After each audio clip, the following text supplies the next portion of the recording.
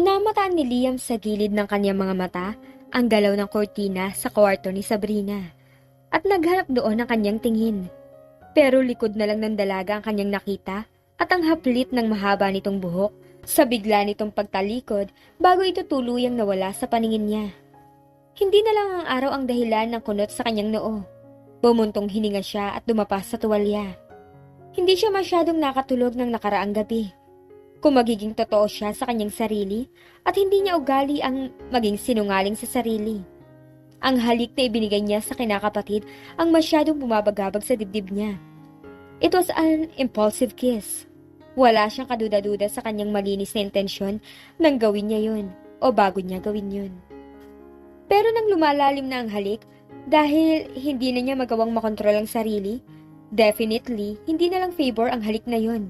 Nasisihan na siya sa kanyang ginagawa habang niyayakap pa ng mas mahigpit ang malambot at balingkinitang katawan ng dalaga. At ang pabangong nalanghap niya sa buhok ni Sabrina, dala niya hanggang sa kanyang pagtulog. Ang malambot ng katawan nito, ang tamis sa malambot ng mga labi. Ang bango ng hininga ay nagbigay ng alinsangan sa kanyang katawan habang nagpapabiling-biling siya sa malaki niyang kama sa buong magdamag. Dagdag pa ang kaalamang nasa kabilang kwarto lang ito. Natutulog ng hubad na parang isang inosenteng sanggol. Halos maloko siya sa mga isiping alam niyang hindi niya dapat iniisip. Ibig ba niyang sabihin, si Sabrina itong sangkot sa kanyang kaso? Hindi kung sinong babae lang. Paano nangyayaring sumasabog ang mga damdaming ito ngayon sa kanya? Gayong sa simula pa man, parang kapatid na ang trato niya sa dalaga. Isang delikadong kristal na dapat pag-ingatan at protektahan. For all her worldly ways, inosente pa talaga ito, na parang isang bata. Wala pa siyang nakikilalang kasing deceivingly innocent nito. Pero ang naiisip ng kanyang utak, ang nararamdaman ng kanyang katawan ay hindi tama. Iniisip pa lang niya ang sasabihin ng kanyang ninong kapag nalaman ng tungkol dito, ay nakakaramdam na siya ng hiya. Dagdag pa ron ang usig ng kanyang konsensya. Naririto si Sabrina para protektahan niya. Ang nagdaraan na tumatakbo niyang imahinasyon tungkol sa gusto niyang gawin sa kinakapatid ay malayong malayo sa konsepto, ni hindi man lang naligaw ng proteksyon, at kailangan niyang tigilan ito bago siya magsisi. Senyorito Liam? Nilingon niya si Donato, ni hindi niya ito namalayang lumapit. Yes? Senyorito, kung magpapaistorbo kayo, may tawag kayo. Kung importante, Donato, syempre oo. Sa study ho. Tumayo siya mula sa tuwalya. Sino raw? Leia raw ang pangalan niya. Casual ang mukha ni Donato, inosenteng para sa isang bata na parang hindi nito naaalala ang babae. She insisted that it was important. Isa pa, overseas call ho yun. Pagkabanggit pa lang sa pangalan ay natigilan na siya, saka napangiti. Just the kind of distraction he needed. Malalaki ang hakbang ng mga paa. Pumasok siya sa bahay para tanggapin ang tawag. Naiwan si Donato na may ngiwi sa mga labi. Hay, trouble na naman. Pumihit na ito matapos sabihin niya na pumasok na rin sa loob. Bumababa ng hagdan si Sabrina. Patingin-tingin siya sa paligid. Nakapasok na kaya si Lia mula sa pool? Mabuti sana kung hindi pa. Makakapag-almusal siya sa komedor nang hindi ito nakikita. Pagkatapos ng itsura nitong nakita niya kanina lang sa kwarto niya, siguradong hindi pa siya handang makaharap ang kinakapatid. Bago makarating sa komedor, mapaparaan muna sa study. Bukas ang pinto. Dahil inakalang walang tao. Tuloy siya sa pagdaan. Nagitla siya nang marinig ang tawa. Hindi, ang halakak pala ng taong kanyang pinakaiiwasan. Nanlalaki ang mga mata. Tumingin siya sa loob ng bukas na pinto. Si Liam nga. Nakatalikod sa desk. Nakatapis lang ng tuwalya. Bukas na bukas sa kanya ang maskulado nitong likod. Ang rippling muscles sa kanina ay tinatanaw lang niya sa itaas, pero ngayon nakikita na niya ng malapitan. Mas tan yun kaysa nung isang araw.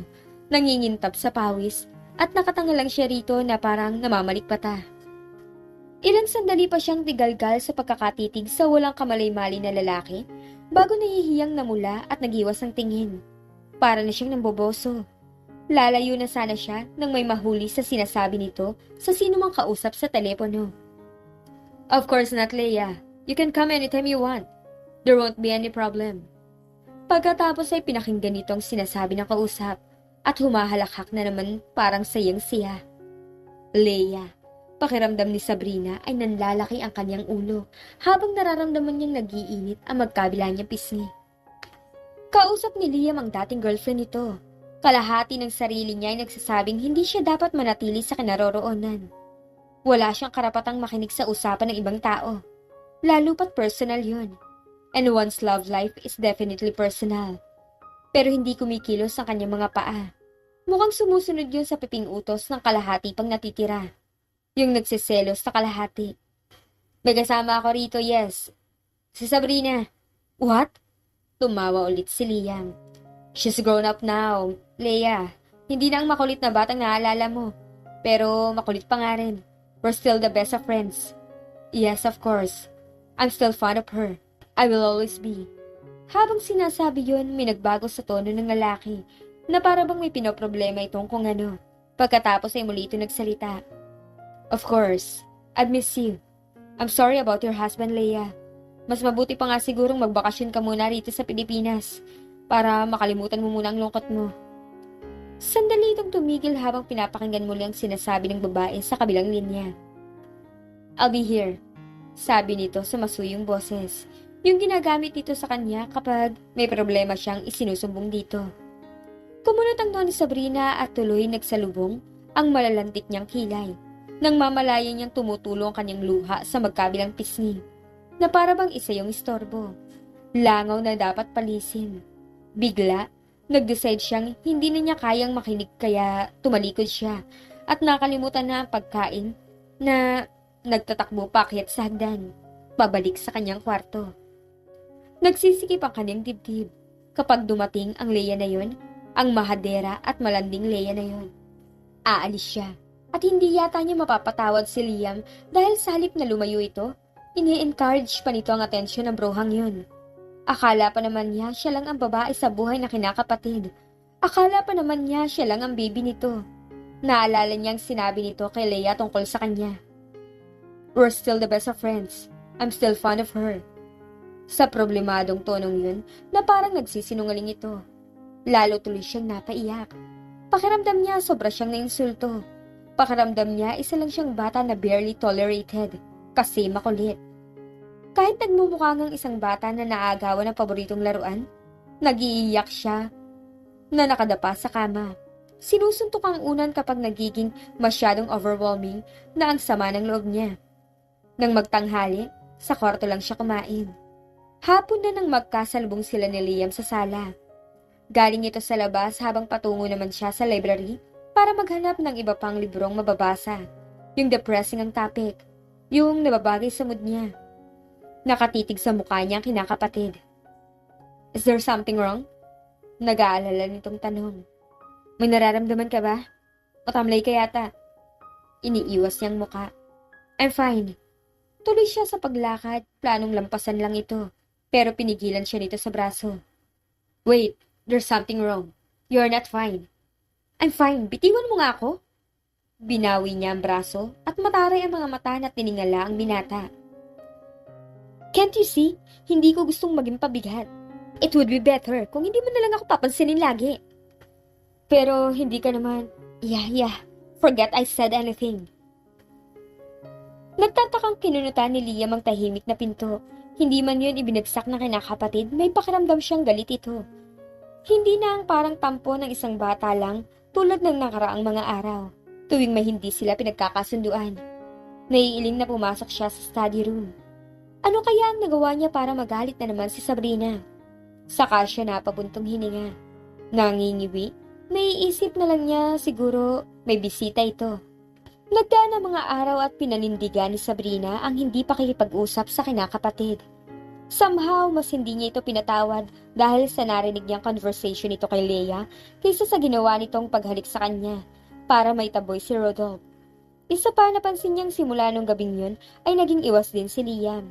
Hindi na nito kinokondak ang business sa study. Maaga nitong pumasok at gabi na rin umuwi. Lampas pa sa itinakdang oras ni Donato para sa dinner. Naulinigan man niyang chinecheck ng lalaki kung ano-anong ginagawa niya sa maghapon. Hindi ba raw siya mukhang nababagot? Marami ba raw siyang nakain, etc. Lalo lang siyang nakaramdam ng inis. Hindi naman siya pet dog, ano? O kaya isang alagang pusa. Isang umagang bumaba siya para mag-swimming sa pool. Ikinagulat niya pagkakatagpo niya kay Liam na nagsasunbathing sa dating pwestong kinatatagpuan niya rito nung isang araw na nagmamasid siya mula sa itaas. Nagkataon pa namang isang umaga yon na pagod na siya sa pagsisentimiento at pakikipagtikisan. Pagkatapos sa isang buntong hininga, ipinagpatuloy niya ang paglapit at naupo sa tabi nito. "Mind if I join you, Liam?" Nakita niyang nagitla ito sa kanyang pagsasalita. Nagmulat ito ng mga mata at nang makita siya ay natulala. Nagkibit balikat siya. Naunawaan niya kung nagulat ito sa pakikipag-usap niya. Ngayon palang nangyaring siya ang unang lumapit para makipagbati.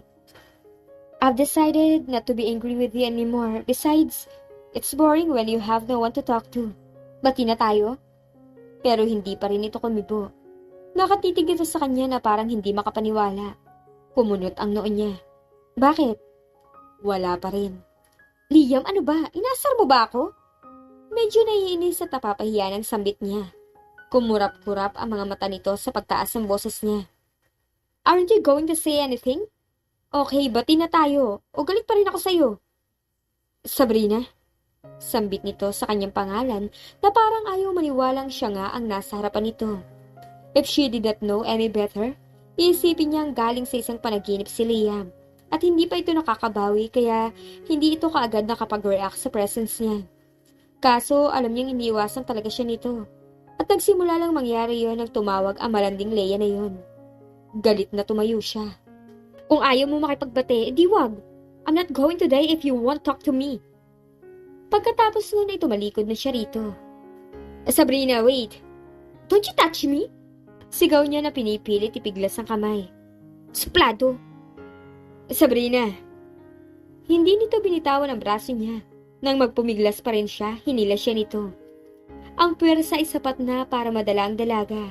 Napapihit siya at namalayan na lang niyang bubunggo siya sa matipunong katawan nito. Sa pagtatangkang makaiwas, nawala siya sa balanse.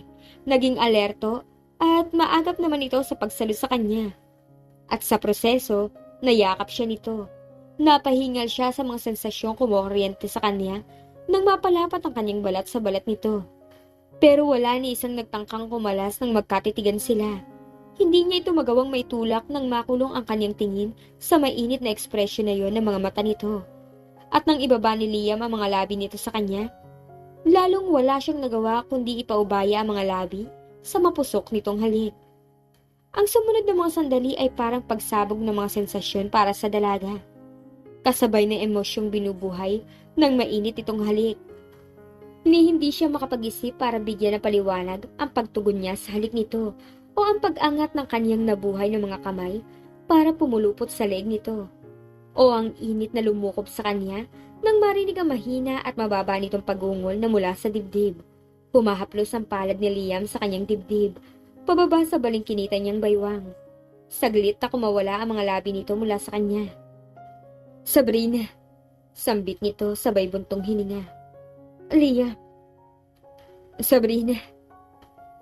Kasabay ng pakling yon ang pagtapak ng mga paa niya sa lupa. Para siyang nagising sa isang malalim na panaginip nang rumehistro na talaga sa kanya ang kanilang ginawa. "Oh God," ulit niya na sambit ng binata bago kumawala sa yakap nito. "Sabrina, I'm so..." "Shut up! I don't want to hear it." "Pero Sabrina..." Iniwasan niya ang kamay nitong nagtangka na muling humawak sa kanya. Namumula mga pisngi sa kahihiyan. Tumalikod siya at nagtatakbo papasok sa loob ng bahay. Muntik pa niyang mabunggo si Donato na papalabas naman para magdala ng almusal sa kanila. Gulat at nagtatakang sinundan siya nito ng tingin pagkatapos ay ipinagpatuloy ang paglabas sa may pool dalang tray. Natagpuan nito ang amo na magkasalubong ang mga kilay na titig sa kalmadong surface ng tubig. Halatang halata ang pagkabalisa niya. "Senyorita Liam?" Sumulyap dito ang binata na parang naistorbo sa malalim na pag-iisip. "I didn't send for breakfast, Donato." "Oo nga, pero natanong ko si Senyorita Sabrina kanina na katabi niyo at inakala kong nagkabati na kayo kaya naisipan kong dalhan kayo pareho ng almusal." "Galit pa rin si Senyorita?" Umangat ang isang kamay niya para masahihin ang nananakit na sentido. I'm afraid so. This one's worse than before, Donato. Hindi ko alam ang gagawin ko. Ano ho bang problema? I kiss her. Anong problema ho sa halik? Sa lips. I'm talking about a real kiss. Kung ganun, alam mo talagang ginawa mo. Ha? Ang sabi ko, may problema ba si Senyorita Sabrina sa ginawa mo? Noong una, wala. Kahit naman ako. Pero nashock siya pagkatapos. At hindi niya gusto marinig ang boses ko. Nakakahiya, Donato. How am I going to explain my behavior? Bakit ko ba nagawa yun? Senyorito, napaka-attractive niya. Kailangan mo pa bang tanungin ang sarili mo? Pero kinakapatid ko siya. I should be protecting her, not mauling her. Anong sasabihin ni Nino? Kapag nalaman niya to, at paano si Sabrina? Will she still trust me after what just I did? Bakit ho hindi niyo siya kausapin para malaman mo? Hindi nga niya ako gustong kausapin. Ngumiti ito. Pagkatapos niya makapag-almusal, malamang kakausapin ka na niya. Aakitan ko siya ng almusal sa kwarto niya. Meanwhile, mag-almusal ka muna dahil lalamig na to. Mas magandang may laman ang mga tiyan niyo para makapag-usap kayo ng rasyonal. Pagkain ang sagot mo sa lahat ng bagay, Donato. Pagkain niluto ng masarap sa kusina ko, senyorito. Ihanda ko ng almusal ni senyorita. Sige. Nakatalikod na ang mayordomo nang tawagin niya ito. Donato? Senyorito? Sarapan mo ang breakfast sa Sabrina, okay? I need all the help I can get. Tumango ito bago nangingiting ipinagpatuloy ang pagpasok sa loob ng bahay. Kalalabas pa lang ni Sabrina sa banyo nang marinig niya ang katok sa pinto ng kanyang silid. Otomatikong nahapik niya sa katawan ng robang suot. Sino yan? Si Donato, senyorita. May dala akong espesyal na almusal. Napangiti siya, no doubt. Alam na ng mayordomo ang panibagong pagtatalo nila ng amo nito. Pero napalis ang ngiti niya sa posibilidad na maaaring alam na rin ito ang nangyari sa pool. Nakakahiya. Bacon and eggs? Tanong niya habang papalapit sa pinto. Bacon na si Donato mismo ang may gawa at hindi binili sa supermarket. At pinaritong itlog na hinalokan ng sarili nitong sikretong spices. Madalas naka-combination ng isang mataas na baso ng malamig na freshly squeezed orange juice. Nang buksan niya ang pinto, natagpuan niya ang mga pagkain niya sa ibabaw ng tray na hawak ni Donato. Napangiti siya. Ito kasi ang paborito niya sa mga lutuin nitong pangalmusal. Breakfast in bed, except I'm hardly in bed, Donato. Iniispol mo na ako niyan eh. Nahulaan ko kasing hindi ka sasabay sa almusal kay senyorito. Kaya iniakyat ko na ang pagkain mo, senyorita. Hindi ko hinihiling na magutom ang sino man na nasa ilalim ng pangangalaga ko.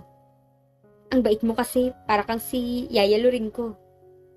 Inilapag nito ang tray sa ibabaw ng study table bago muling humarap sa kanya.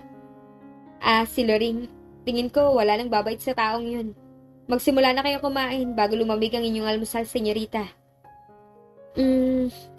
The best ka talaga, Donato.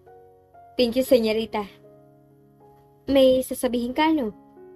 Umiling ka agad ito. Wala sa posisyon ka magbigay ng palagay, senyorita Sabrina. Pero hindi ka matahimik, so I guess it's important. Ang kahalagahan ng isang bagay ay nasa palagay ng iba't ibang tao, senyorita. Pero aaminin ko na mahalaga sa akin ang magandang relasyon yun ni senyorito Liam. Wala nang hahalaga pa ng higit dun. Napangalumbaba siya sa mesa. Alam mo na nangyari? Nagtapat si senyorito dahil nababalisa siya. Hindi rin niya gustong masira pagsasamahan niyo. Hindi ko rin naman alam kung anong iisipin ko. Lalo na kung anong gagawin ko. I mean, never in my wildest dreams have I imagined kissing him like that. Para ko na siyang nakatatandang kapatid. Pakiramdam ko tuloy, nakagawa ko ng isang malaking kasalanan. I'm not sure if I'd be able to look at him straight in the eye. I don't know what to do. Paano ko pa siya pakikiharapan? I feel like I've lost my very best friend. Nagkakamali ka, senyorita. Nabubulagan lang kayong dalawa. Kaya hindi niyo tuloy alam kung ano ang kinadapaan niyo pareho. Saan ka bang planeta nang galing? I can't always understand what you're saying. Sinisiguro ko lang na hindi mawawala sa inyo si Senyorito Liam ko. Senyorita. Talaga? Mahal na mahal kayo ng amo ko. At hindi niya papayagang masira ang pinagsamahan niyo. Huwag na kayong mag-alala. Can I talk to you for a minute? Hindi normal ang tibok ng puso ni Sabrina pagkakita pa lang sa kinakapatid. Kailangan bang ngayon na? Tumango si Liam. Please? Nagbaba siya ng tingin pagkatapos ay tumabi para bigyan ito ng daan. Hindi niya nakitang nagatubili muna ito bago pumasok sa loob. Sinundan niya ito ng tingin habang isinasara ang pinto. Napansin ang magandang hakab ng fit na shirt sa makisig nitong katawan. Hindi lahat ng lalaki ay nagagawang madala ng maganda ang mga damit na suot ng kinakapatid, na gaya ng pagdadala nito. Napapikit siya ng mariin. At bakit ngayon lang niya napapansin ang mga bagay na matagal nang taglay nito? Nagsisimula na siyang maging aware at isa lang ang palagay niya tungkol doon. She was doomed. Sabrina? Napamulot siya para matagpo ang nakaharap na ito sa kanya at siya ay nasa may pintuan pa. Yes? Sagot tanong niya habang lumalapit, na parang isang ilang na hayop. Ilang sandali siyang tinitigan ng lalaki bago ito napabuntong hininga. I realized that this was going to be awkward. Pero hindi ako matatahimik hanggat di mo ako napapatawad. Hindi ko gustong may magbago sa pagtitinginan nating dalawa. It really pains me to see you being awkward around me. Samantalang dati, alam mo na, hindi naman tayo nagkakahiyaan. Hindi naman ako nahihiya actually. Pero sige, aminin kong medyo nga. Bakit nga ba nangyari yun? Bakit mo ako hinalikan ng ganun, Liam? I had never once imagined that we'd share a passionate kiss. Halos naniniwala na akong we're brother and sister reincarnated. Alam mo ba? I doubt that. Kung totoo yan, hindi ka siguro tumugon ng ganun. Hindi sana yun nagtagal. At hindi sana tayo nalilitong dalawa ngayon. Namula siya sa mga sinabi nito. Pero hindi naman niya may kakailang tumugon nga siya ng buong puso sa halik nito sa kanya kanina. Kung tutuusin, yun nga ang dahilan kung bakit lalo siyang nalilito at nababalisa. There's no reason for you to feel ashamed about it. It was a very beautiful kiss and honestly, bihirang maging ganun kaganda ang isang experience sa akin. I was carried away myself. At hindi ko yun ikinakahiyang sabihin, Sabrina. Anong gagawin natin? The obvious thing to do, of course, is that you forgive me. Then we forget that the whole thing ever happened. I swear, Sabrina, na sa susunod, hindi mo na ako mahuhuli sa ganung pagkakataon na kahinaan. Inamin kaagad niyang lohika lang suggestion nito pero may parte ng kanyang sarili ang hindi sumangayon. Ganun na lang ba kadaling kalimutan yun? Si Liam na rin mismo nagsabi na it was a very beautiful kiss. And it was. Hindi madali para sa kanyang kalimutan ang isang klase ng halik na tulad nun. Pero kung sasabihin niya ito sa lalaki, mas lalo lang siyang mapapahiya. Isa pa, gusto niyang mabalik na sila sa dati. Kung kinakailangang umarte siyang nakalimot na, okay lang. Basta hindi itong ganito. Pinilit niyang pantayan ang ngiti sa mukha nito. It's a deal. Halatang nakahinga ito ng maluwag sa pagpayag niya. Malawak ang ngiting itinugon dito sa kanyang sinabi. Shall we shake hands on it? Bakit hindi? Nagdao pa mga palad nila ng binata. Si Olivia ang unang nagsalita. Papasok ka sa opisina ngayon? Hindi. I've decided to keep you company for at least a day bago maging hectic ang schedule ko. Naisip ko kasing maaaring torture na sa'yo ang pagtigil dito nang walang ginagawa. You're right. Nabasa ko na lahat ng mahahawakan kong libro. Napanood ko na rin lahat ng tapes at series sa entertainment center. Kung pwede lang kasing magtelebabad. We could go out. Wag na. At this point, going out with you would be a disaster. Walang maniwala sa akin kapag sinasabi kong wala naman tayong relasyon. I'd rather not be seen with you para hindi na lumala ang sitwasyon. My secretary asked me about us. Nabasa niya sa isang magazine ang makulay na love story nating dalawa. What? Anong magazine? Elegance. Banggit nito sa isang women's magazine. At sinong nagpa-interview? Don't look at me like that. Masyado akong busy para gawin ang kalokohang yun. Siguro mga kaibigan mo. Sina Dang, Dexy at Joanne. Nakapamaywang siya. At ano naman ang alam nila tungkol sa love story ko? Well, marami siguro. The article did occupy a whole page. At nabasa mo? Not yet. I'm planning on reading it with you. Hiniram ko nga yung magazine ni Miss De Chavez. Nasa maleta ko. Would you like to read it now? Lang niya, you're enjoying this, ha? Ikaw may kasalanan kung bakit nangyayari ito ngayon sa akin. Natatawang umilag ito sa efforts niyang makurot ito. Honestly, may magagawa ba ako kung napaka-romantiko ng mga kaibigan mo? You should read it. Magkaka-indigestion ka sa kakatawa. Aray, ano ba? Tama na, ano ba? Bitiwan mo nga mga kamay ko, Liam. Ano ako, bali? Liam? Only if you promise you'll stop pinching me. Hindi ka nakakasakit. Nakakakiliti ka. Okay, I promise. Hindi ako naniniwala. Aray! Natatawa ng ginamit ni Sabrina ang katawan para maitulak si Liam. Na-off-balance ito, sandali at nabitiwan siya. Sinamantala niya pagkakataong yun para tuluyan na itong kilitin sa baywang kung saan pinakamalakas ang kilitin nito. Sa pag-iwas, hindi man talaga nakikiliti, ay humahalakak na ito. Alam na alam niya ang weakness nitong yun. Ang yabang-yabang mo, palibasa hindi ko naapektuhan ng mga chismis na yun. Kaya you can afford to laugh. Kasi God, stop! No way! Hindi ha? Naparasang mapalabas ang hangin sa kanyang dibdib nang matanggap niya ang buong bigat ng katawan nito. Pero na makabawi, hindi yun ang pinroblema niya. At ano nga ba ang pinroblema niya? Ang init ng hininga nitong nararamdaman niya sa kanyang mukha at liig. Ang pagdidikit ng mga katawan nila sa parang sadyang pinaghinang. Ramdam na ramdam niya ang init ng balat nito. Ang bawat hakab at tigas, ang masculine scent ng gamit itong cologne na nagkataon pa namang yung pinili niya at pinabili rito nung isang linggo. Halos hirap na ang ginawa niya pag-aangat ng tingin sa mga mata ng kinakapatid. At natagpo ang naroroon na ang emosyong sigurado niyang nababasa na rin ito sa kanyang mga mata. Malalim ang buntong hininga nitong nasundan pa ng isa. Pumikit ito na parang tortured. Sabrina. Liam? This is torture. Yes. Naramdaman niya kung anong nararamdaman ni Liam, ang init sa tingin at hininga nito. Isang saglit na nasigurado niyang hahalikan nga siya nito. Pagkatapos bigla itong kumalas at tumayo. Napaupo ito sa gilid ng kama at pumikit ng mariin, bago ginusot ng mga palad ang buhok. Nangako ako. Namula si Sabrina. Nakaramdam siya ng kahihiyan sa pagpigil nito. Sa pagsasaalang-alang nito sa isang kasunduan. Isang bagay na hindi niya nagawa. Kung nagkataong hindi ito nakapagpigil, alam niyang papayag siya anuman ang gawin nito sa kanya. Kahit lumampas pa yun sa simpleng halik. Senyorita Sabrina? Yes? May bisita kasi ibaba. Naghihintay sila sa living room. Sino raw? Ang sabi ng isa, siya raw si Dang senyorita.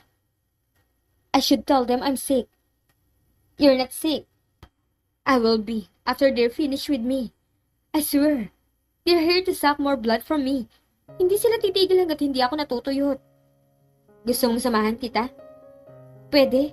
Baka kung sakaling naroroon ka, hindi sila magtanong na kung ano-ano. No, that won't stop them. We could pretend to be so totally engrossed with each other. Mararamdaman nilang nakakaistorbo sila at magpapaalam sila agad. Nagkatitigan sila. Umiwas ang tingin si Liam at umiling. No, that is not a good idea. Bababa na ako. Baka kung anong isipin nila kung paghintayin ko sila ng matagal. They will think exactly what they want to think. Kahit magmadali ka, Sabrina. Di ba't ganun ang nangyari sa mall? I didn't really tell them we were lovers. Binubuksan niya ang pinto habang may naalala siya. Naalala ang insidenteng tinutukoy nito. Mga loka kasi. Napangiti ito. Mga kaibigan mo sila. Inirapan niyang binata bago naglakad patungo sa hagdanan kasunod lang ito. Do you always have to remind me of that? Napatawa ito bago siya inakbayan habang bumababa sila. You bet. Anyway, I'll be here for moral support. In case na kailangan mo ng tubig na mainom, sumenyas ka lang. May pagtingin na nga kaya sila sa isa't isa? At pinipigilan lamang? Sila na kaya ang magkatuluyan?